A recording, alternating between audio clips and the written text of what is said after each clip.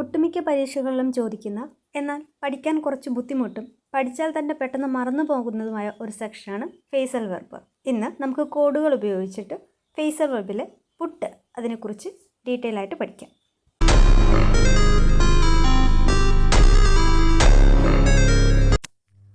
Put off, postpone, അതിനർത്ഥം മാറ്റിവെക്കുക.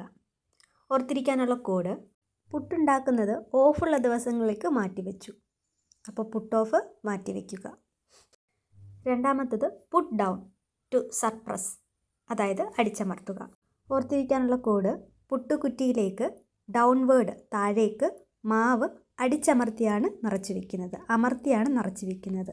So put down, അടിച്ചമർത്തുക. ഡൗണിലേക്ക് മാവ് അടിച്ചമർത്തുക. അടുത്തത് പുട്ട് ഔട്ട്, എക്സ്റ്റിങ്ക്വിഷ്, അതായത് കെടുത്തുക.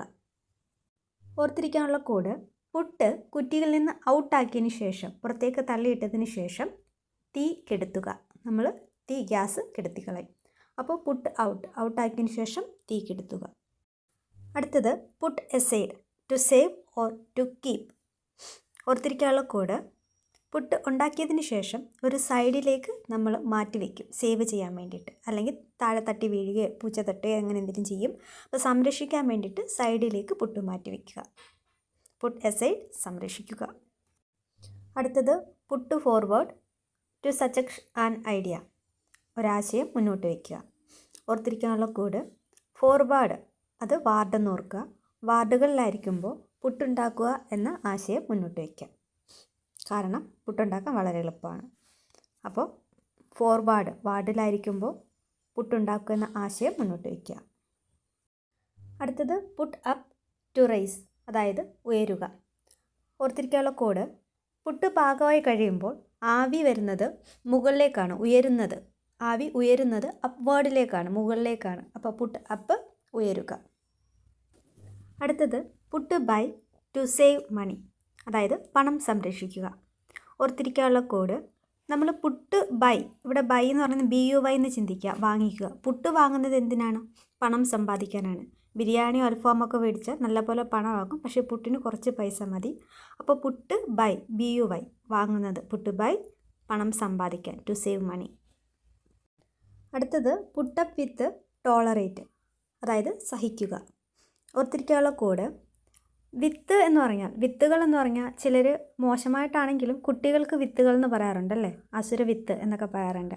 അപ്പോൾ പുട്ട് വാങ്ങിക്കഴിഞ്ഞാൽ വിത്തുകൾ അല്ലെങ്കിൽ കുട്ടികൾക്ക് അത് ഇഷ്ടപ്പെടില്ല. അപ്പോൾ അവരെന്ത് ചെയ്യും? അവർക്ക് ബിരിയാണി അല്ലെങ്കിൽ അൽഫാം വേണം അല്ലേ. അപ്പോൾ അവരെന്ത് ചെയ്യും? ബഹളം ഉണ്ടാക്കും. അത് നമുക്ക് സഹിക്കാൻ പറ്റില്ല.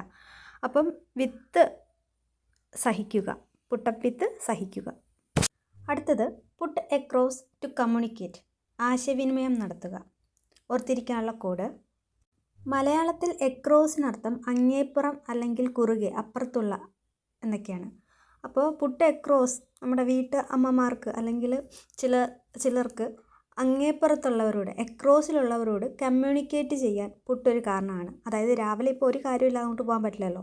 അപ്പോൾ രാവിലെ പുട്ടൊക്കെ ഉണ്ടാക്കിയിട്ട് പുട്ടും കൊണ്ടൊക്കെ അങ്ങേപ്പുറത്തേക്ക് പോയി കമ്മ്യൂണിക്കേറ്റ് ചെയ്യുക. അപ്പോൾ ആശയവിനിമയം. അപ്പോൾ പുട്ട് എക്രോസ്, അങ്ങേപ്പുറത്തേക്ക് ആശയവിനിമയം ചെയ്യാൻ പുട്ടൊരു കാരണമാണ്. അടുത്തത് പുട്ട് എവേ, സ്റ്റോർ, അതായത് സംഭരിക്കുക അല്ലെങ്കിൽ സൂക്ഷിച്ചു വയ്ക്കുക. പുട്ട് ആവിയിൽ, എവേ നമുക്ക് ആവിയിൽ നിന്ന് ചിന്തിക്കാം. അപ്പോൾ പുട്ട് എവേ, പുട്ട് ആവിയിൽ ഉണ്ടാക്കി സ്റ്റോർ ചെയ്യുന്ന ഒരു ആഹാരമാണ്. എവേ, ആവിയിൽ സ്റ്റോർ ചെയ്യുന്ന ആഹാരമാണ് പുട്ട് എവേ, സ്റ്റോർ.